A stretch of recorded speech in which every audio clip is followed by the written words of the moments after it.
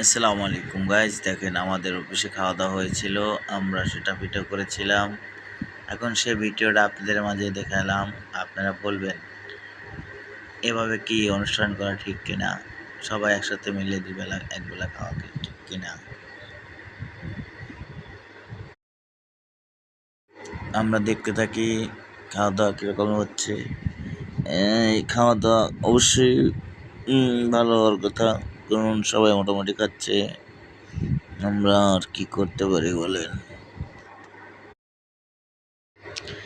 আমার চ্যানেলটাকে সাবস্ক্রাইব করে রাখবেন এবং সবাই শেয়ার করে দিবেন আমার ভিডিওগুলো। আমি ভিডিও একা একা বানাই, তো আমি আর কোনো লোক নাই, তাই কেমন হয় আপনারা জানাবেন অবশ্যই কমেন্ট করে।